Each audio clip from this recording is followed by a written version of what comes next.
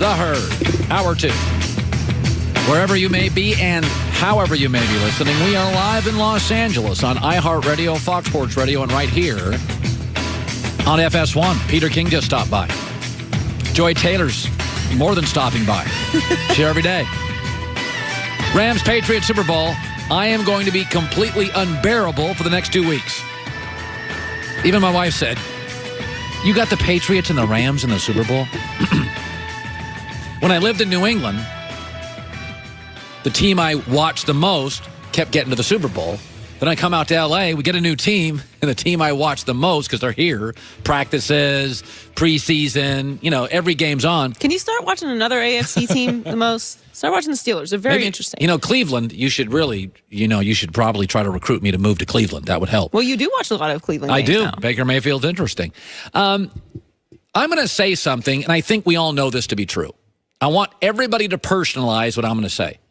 If somebody tells you, if you're listening in a car or watching me on TV, you're not very good, you're overrated, you'll never be successful, doesn't that make you want to work harder?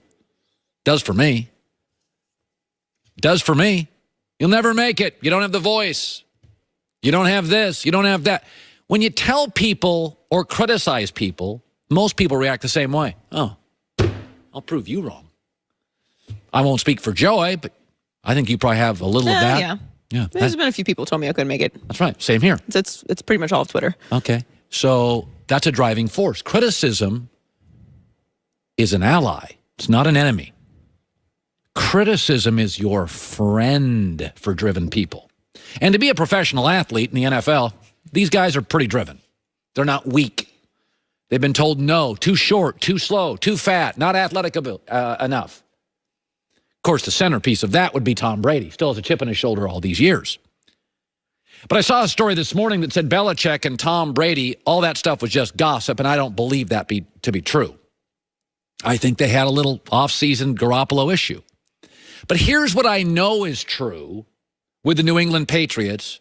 I know it's true with Belichick, and I know it's true with Brady because I have video proof that they used the media to galvanize. That they watch the media, they watch the show, they watch the other place, they watch and listen to WEEI, and they use those clips as motivation. Remember what Tom Brady said after losing to the Chargers? Remember this? I know, everyone thinks we suck and, can't win any games, so we'll see. It'll be fun. Well, who said that? The media. Nobody in Boston has said that. And then after the game against the Chiefs, and this will be harder for radio, easier for TV, did you hear the first thing Brady said when he went to congratulate, seconds after the game, Julian Edelman? I'm too old. You're too slow. We got no skill players. We got no defense. We got nothing. Unreal, bro. Those are, Chris Hogan, excuse me. Those are direct quotes from this show, the other place, from the media. They hear them and they use them. Folks, they hear everything. Aaron Rodgers hears everything. Kevin Durant hears everything. LeBron hears everything. Tom Brady, if he doesn't hear it directly, gets it fed to him. They hear everything. I've never understood why fans don't get this. Guys like me ripping your team, I'm your friend.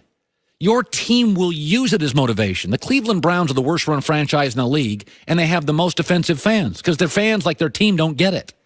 Ripping Baker Mayfield doesn't hurt him. It motivates him. Ripping the Browns doesn't hurt him. It motivates him. The New England Patriots, 18 years, 9 Super Bowls. They are able to use the media regularly, use the media to convince themselves nobody thinks we're any good. Do you know how ridiculous that is? That's like the royal family in England saying, we're poor and have no leverage. We've got no power in our country, but we're the royal family. Just trust me on this. Nobody can do anything. And it's a ridiculous idea that the Patriots are doubted. And the only people who doubt them are us, the media. And they use it brilliantly to their advantage. Cleveland, a dumpster fire of a franchise, bristles, angry if you criticize anything.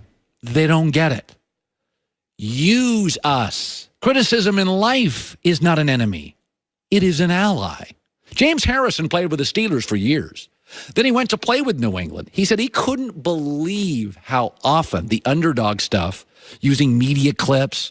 You saw Tom versus Time, right? Where they spliced in criticism throughout the whole thing. Harrison talked about in New England. I was like you. I'm, like, this is phony. Everybody against New England, all that, but it's real. Like, I have no problem with this.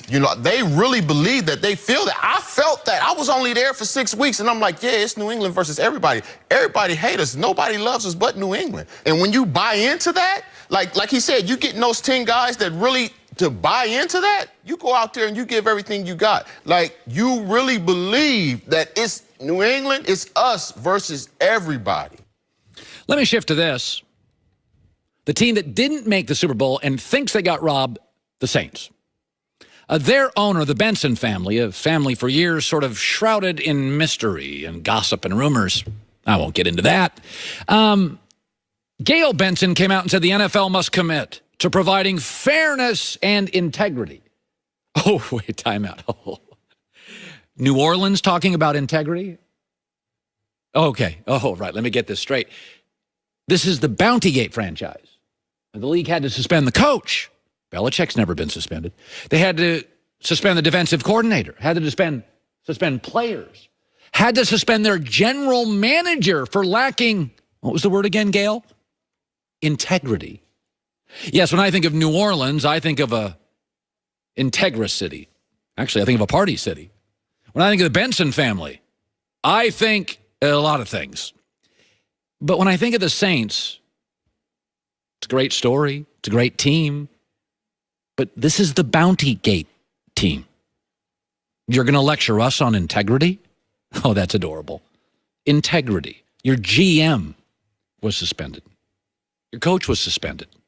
Over a year.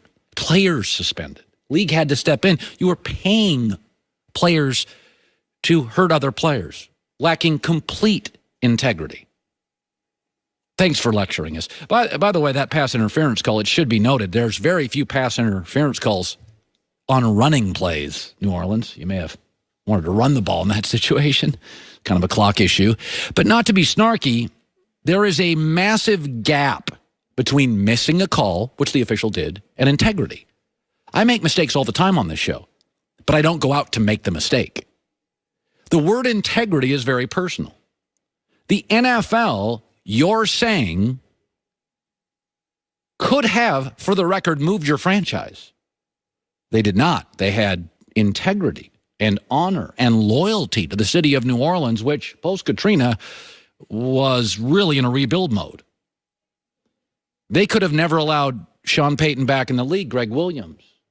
And they did, because they have integrity. They didn't overreact, although they were furious. Just be careful about New Orleans and Gail Benson and the Saints and their fans screaming and protesting over integrity, Bountygate team. Now, call was missed.